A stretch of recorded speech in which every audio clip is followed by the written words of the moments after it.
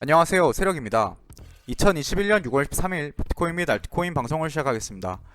우선 제 이 세력 채널에서는 제 이 세력이라는 저라는 사람의 어떤 개인적인 투자 의견을 공유 드리고 더 좋은 투자 방법이 있으면 그런 방법으로 함께 찾아 나가는 그런 채널이에요. 그래서 제 투자 의견은 참고만 하시고 저보다 더 좋은 의견이 있으시다면 얼마든지 댓글로 더 공유해 주신다면 이제 더 좋은 채널로 나아갈 수 있을 것 같습니다. 예, 그렇게 먼저 좀 공지를 드리고 방송을 시작하겠습니다. 우선 제가 좀 요즘에 방송을 많이 못 올렸죠. 제가 요 커뮤니티라던가 공지라도 제가 드렸어야 되는데 많은 분들이 찾아주셔서 제가 지금이라도 방송을 좀 키게 됐는데요. 우선 오늘은 이제 비트코인과 알트코인에 대한 이야기, 그리고 앞으로 향후 시장이 좀 이제 중단기적으로 어떤 식으로 흘러가게 될 것인가에 대해서 이야기를 좀 해보려고 하고요. 두 번째는 이제 한국 코인에 대한 이야기를 좀 해보려고 해요. 한국 코인에 대한 이야기. 그리고 이제 환희나 공포 구간일 때 이런 어떤 오버슈팅과 언더슈팅 구간들이 생기는데 그럴 때 우리가 어떻게 생각을 해야 되는가, 그런 이야기를 또 좀 하고 현재 어떤 포트폴리오도 좀 해보려고 합니다. 그래서 현재 저 같은 경우에는 비트 이더 그리고 KSP 채굴에 좀 힘을 많이 쓰고 있는 상황인데 일단 왜 이렇게 포지션을 좀 가져가고 있는지에 대해서도 좀 설명을 드리고 앞으로 이제 다가올 기회에 또 집중을 해봐야 되는데 그런 기회를 우리가 잡아내려면은 기회가 왔을 때 잡는 게 아니라 기회가 오기 전에 좀 고민을 해보고 어떻게 할지에 대해서 생각해 봐야 되잖아요. 그래서 그런 부분들을 좀 간단하게 이야기해 볼게요. 지금 저번에 말씀드렸던 그 알트코인 2차 시즌이 끝이 나면서 굉장히 시장이 안 좋은 그런 상황입니다. 도미넌스는 여전히 이제 회복을 못하고 있는 상황이고 지금 45니까 그냥 바닥 찍고 조금 이제 올라온 상황이죠. 그런 상황이고 이제 알트 시즌은 여기서 이제 2차 시즌이 끝났다라고 저는 이제 판단을 내렸다라고 말씀드렸습니다. 그러면 결국에는 이제 이게 시즌이 지속되려면 상승장이 지속된다라고 말하려면은 비트코인이 다시 올라줘야 된다라고 좀 보고 있어요. 결국에 이 시장이 어떤 식으로 크냐면은 이 비트코인이라는 자산이 시장 전체를 끌어올리는 역할을 해주거든요. 그러니까 비트코인으로 하여금 이 시장에 돈이 들어와야만 그 돈이 또 알트코인으로 흐르고 알트코인으로 흐를 때 그게 이제 알트 시즌이 되는 거고 알트 시즌이 와야 또 이제 뭐 NFT든 디파이든 그렇게 순환매 장세가 또 일어나고 또 이제 한국 코인이면 한국 코인들에도 또 돈이 들어가고 뭐 그런 식으로 순환매 장세가 이어지는데 현재는 이제 전체 시장이 꺼지면서 시장 참여자들이 믿음이 부족한 그 코인들부터 가격이 많이 빠지고 있다. 그래서 많은 시장 참여자들이 굉장히 이제 믿음이 좀 부족한 코인이 어떤 코인이냐라고 하면은 그 한국인들이 가장 많이 들고 있는 그런 한국 코인들, 이제 뭐 클레이 삼형제도 마찬가지고 이제 한국 코인들 같은 경우에는 이제 한국 사람들이 대부분 그 볼륨량을 가지고 있기 때문에 이 시장 상황의 어떤 단기적 움직임에 대해서 사람들이 많이 영향을 받고 있다라고 좀 보고 있어요. 다른 코인들도 많이 빠지긴 했지만 특히 이제 한국 코인들은 더 많이 좀 빠져서 아마 좀 한국 코인을 많이 들고 계신 분들이 있다라고 하면은 그런 분들은 좀 힘들 수가 있을 것 같아요. 뭐 투자가 이제 뭐 오래되신 분들도 마찬가지고 당연히 뭐 고점 대비해서 많이 떨어졌기 때문에 굉장히 많이 좀 힘들 수가 있는데 이 부분은 제가 좀 더 이따가 좀 얘기해 보도록 하고 그렇다라고 하면은 이제 비트코인이 상승을 해줘야 되는데 비트코인 상승이 언제 할 것이냐라고 보면은 제가 비트코인의 현재 상황을 2013년도랑 좀 비슷하다라고 보고 있는데요. 2013년도 비트코인 상승장을 한번 살펴보면은 어떤 식으로 흘러갔었냐. 2013년이 이때거든요. 2013년이 이때인데 이게 지금 현재 보고 있는 게 비트코인 월봉입니다. 월봉인데 봉 하나가 한 달이거든요. 그러면 고점을 찍고 나서 한 달, 두 달, 세 달, 네 달, 다섯 달 정도를 이제 세 달은 하락하고 네 달, 다섯째 달에 이제 고점을 갱신해주는 그런 상승이 다시 나와줬어요. 그러니까 이때는 약 이제 5개월 정도가 걸렸다라는 거거든요. 이 고점 가까이 가는 시간이 1, 2, 3, 4, 5 후에 6개월 차에 좀 많이 올라갔는데 6개월 차에도 아래 꼬리가 길게 달려있는 상태에서 올라가 줬단 말이죠. 그렇다라고 하면은 이 패턴이 만약에 이대로 비슷하게 진행된다라고 보면은 현재 음봉이 하나, 둘, 세 개가 나왔으니까 여기서 월봉으로 이제 두 개가 더 나와도 그러니까 두 달이 더 흘러도 비트코인 이 상승 시나리오가 2013년도랑 상당히 비슷하다라고 봤을 때 그렇게 크게 벗어나진 않았다, 이렇게 볼 수 있는 거겠죠. 만약에 지금이 상승장이 저는 끝났다라고 보지는 않아요. 그게 되게 그러긴 어렵다고 생각을 하는데, 첫 번째 이유로는 일단 이 4년 사이클이라는 이 사이클에 대한 어떤 그 사람들의 생각, 그러니까 이 사이클대로 될 것이다 라고 믿는 사람들이 전 세계적으로 굉장히 많다라는 거. 그리고 이 첫 번째가 저는 그걸 들 수가 있고요. 두 번째는 비트코인이 디지털 금으로서의 어떤 그 자산으로 인정을 받으려면 결과적으로 변동성을 줄이고 이 사이클이라는 게 점점 길어져야 된다라고 저는 생각을 하고 있거든요. 제가 사실 이거는 옛날에도 제가 그 비트코인이 왜 2022년도 상반기까지 상승할 거다라고 주장하는 이유를 담은 영상이 있는데, 그거를 한번 참고를 해보시면 좋을 것 같아요. 점점 더 사이클이 길어지고, 그 길어지는 사이클 속에서 최종적으로는 4년 사이클이라는 게 이 비트코인의 전혀 그 가격 움직임에 영향을 주진 않을 것이다. 하지만 이번 사이클 같은 경우엔 비트코인 가격에 매우 큰 영향을 줄 수밖에 없다라고 저는 주장을 하고 있는데, 물론 이건 틀릴 수도 있겠죠. 그치만 아직까지 저는 이 4년 사이클이 크게 벗어나지 않았다, 이 얘기를 하고 싶어요. 이 얘기를 하고 싶고, 그렇다라고 하면은 저는 비트코인 흡성대법 장이 비슷하게 올 거라고 보고 있는 입장인 거예요. 근데 그 기간이 언제냐라고 하면은 시간이 많이 걸릴 수도 있다. 뭐 이렇게 음봉을 2번 더 만들어 줄 수도 있는 거고, 뭐 그냥 횡보를 오래 해줄 수도 있는 건데, 뭐 어쩔 수 없는 부분이라고 저는 보고 있어요. 그렇지만 이제 비트코인은 이제 저는 들고 있습니다. 저는 들고 있고, 만약에 더 하락을 한다면 그냥 하락을 맞고 가겠다라는 마음으로 그냥 투자를 하고 있어요. 그리고 제가 느끼기에 시장 참여자로서 느꼈을 때 약간 언제랑 또 좀 비슷하냐면은 19년도 7월까지 상승이 있었어요. 19년도 4월부터 19년도 7월까지 상승이 있고, 그 19년도 또 7월 이후에 고점을 찍고 나서 8, 9, 10, 11, 12가 아마 그 하락장이었던 걸로 제가 기억을 하는데요. 그게 아마도 이때쯤이었던 걸로 제가 기억을 해요. 근데 이때 당시에도 어떤 식으로 하락이 나왔었냐면은 1, 2, 3, 4, 5, 6, 7, 8, 9 9개월 동안 비트코인이 하락이 나왔었다라는 거죠. 만약에 정말 최악의 최악을 가정한다라고 하면은 정말 3개월, 4개월, 5개월을 뭐 이때랑 만약에 비슷하게 흘러간다라고 하면은 3, 4, 5개월을 버텨야 될 수도 있다. 그렇다라고 하면은 이제 상승장이 완전히 다 끝났다라고 생각하고 포기하는 사람들이 굉장히 많겠죠. 근데 그런 어떤 사람들의 생각을 저는 깨고, 정말 사람들이 다 망했다라고 생각하는 그런 시점에서 비트코인이 올라갈 것이다 라고 좀 보고 있어요. 그렇기 때문에 일단 저는 비트코인이 망한다는 생각은 전혀 상상하지 못하고, 상승장이 여전히 지속되고 있다라는 관점이고, 그 안에서 큰 하락과 큰 조정의 순간이다.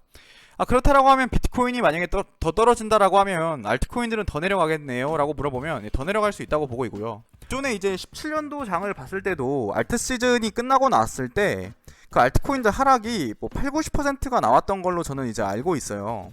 한번 실제로 봐볼까요? 이더리움만 놓고 봐도 상승장이 이때 끝났을 때, 고점을 찍고 끝났을 때 70% 하락이 나왔었어요. 6개월 동안 70% 하락이 나왔었는데, 저는 이제 이더리움 같은 경우에도 뭐 이런 하락이 저는 충분히 나올 수가 있는 그림이 아닌가.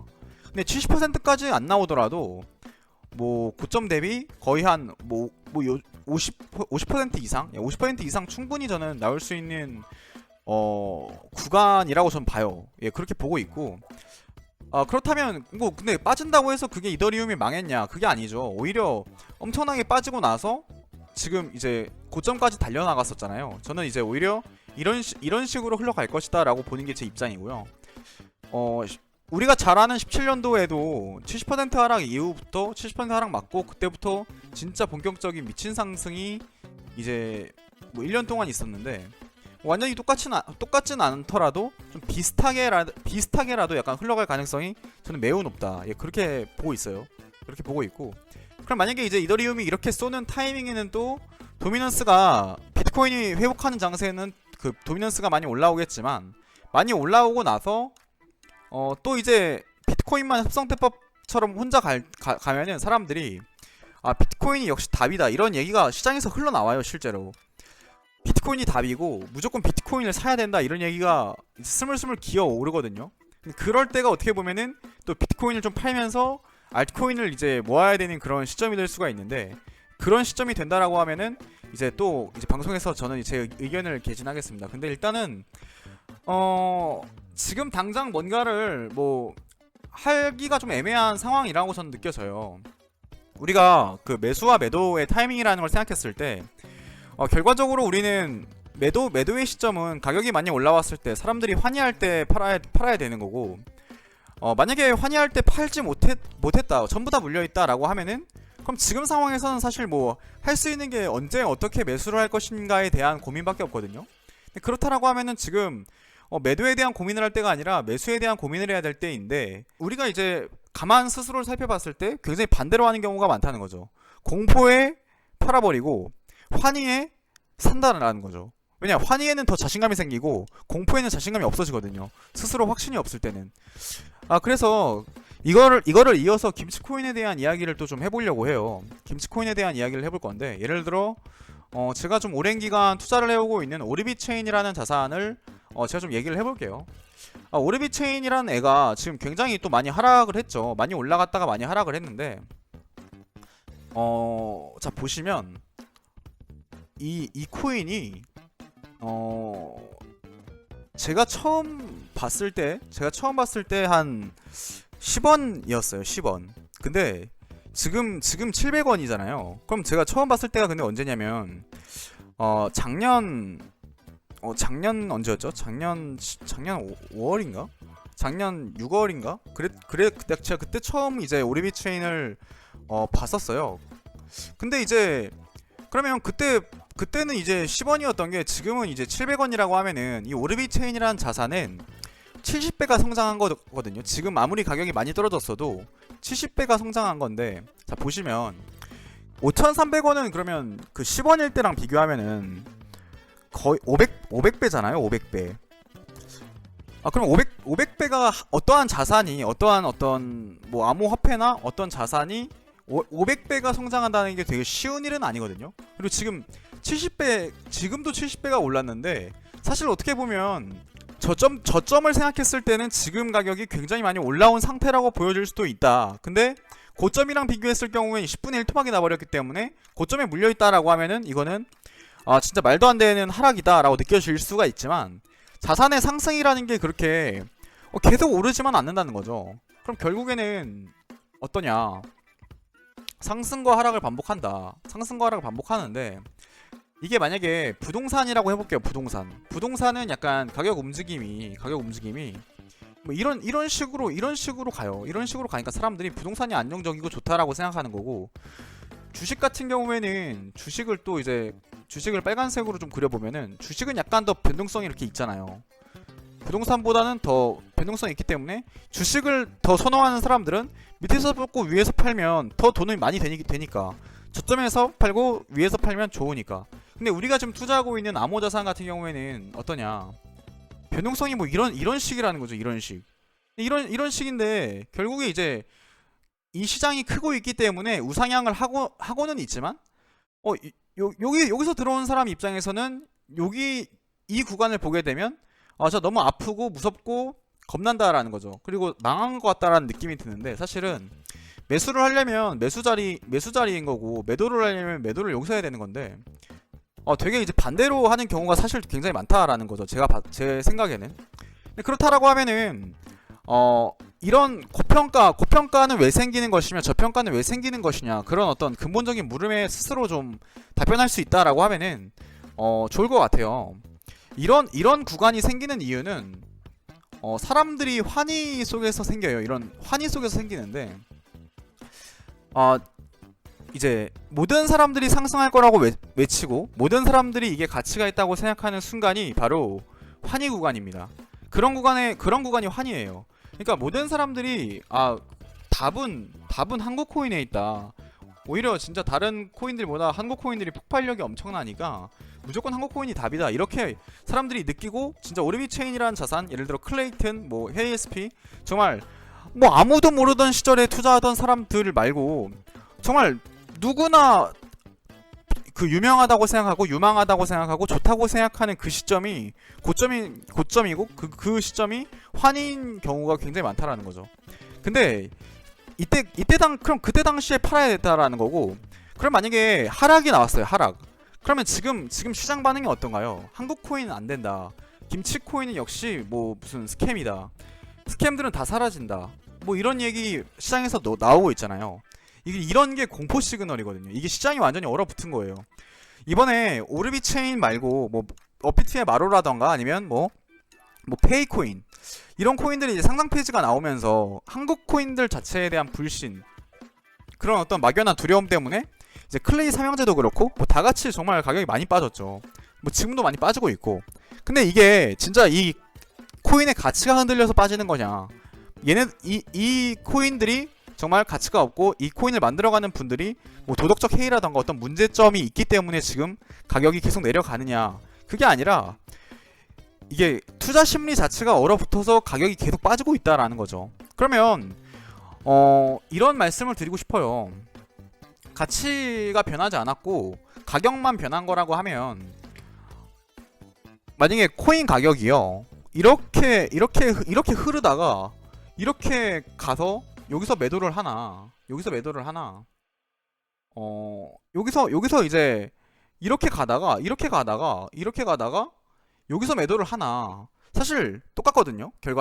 결과적으로 우리는 코인 숫자가 변하지 않기 때문에 이 구간에서 가격 움직임이 어떻든 간에 이 부분이 존재한다라는 걸 우리가 믿을 수 있고 확신할 수 있으면, 사실 지금의 이런 하락이 늘 매수 찬스인 거지, 이렇게 올라가면 오히려 장기 투자자들은 추가 매수할 구간이 없기 때문에 오히려 이렇게 올라가는 것보다 이렇게 올라가는 게 심리적으로는 당연히 이게 좋죠. 심리적으로는 이게 좋지만 실질적으로 어떻게 보면 투자 효율을 따져봤을 때 이렇게 기어주는 게 오히려 더 좋습니다.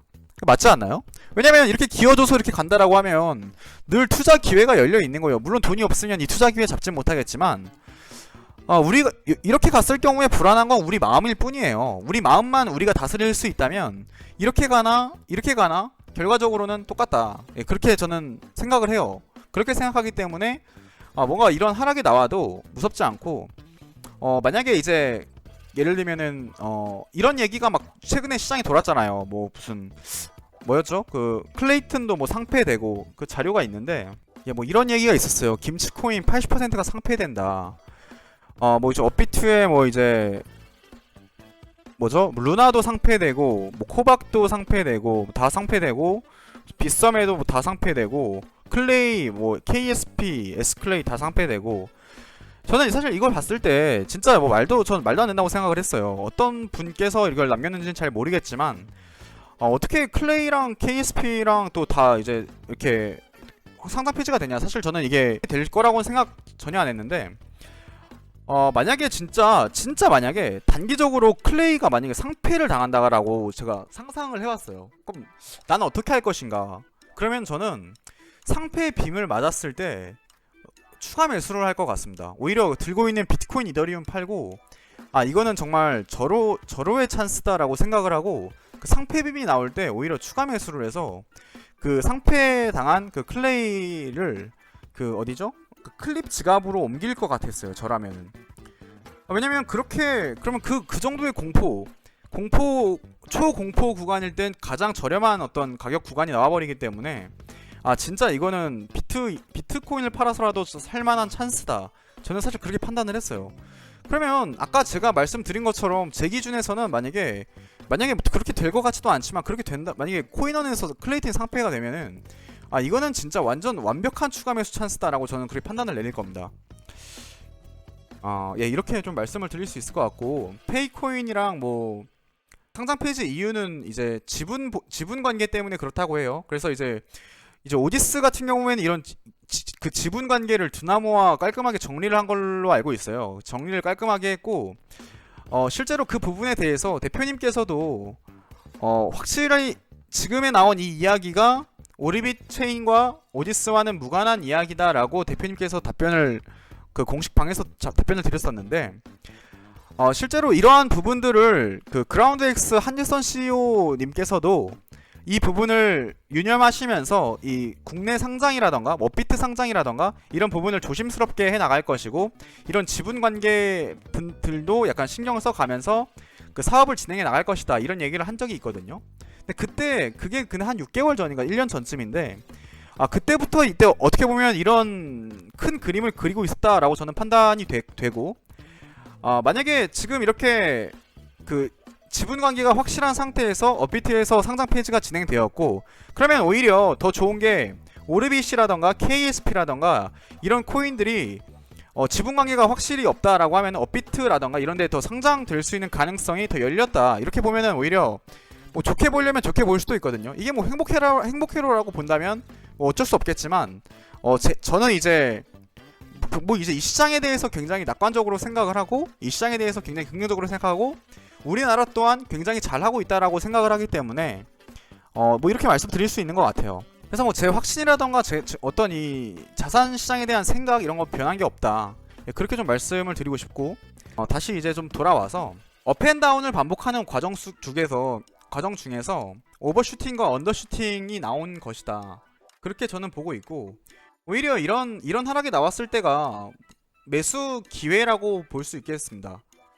실질적으로 정말 몇 개월 만에 정말 뭐 80원 하던 게 5,300원까지 한 번에 쏴버렸는데, 어떻게 보면 진짜 과열이라면 정말 과열이었죠.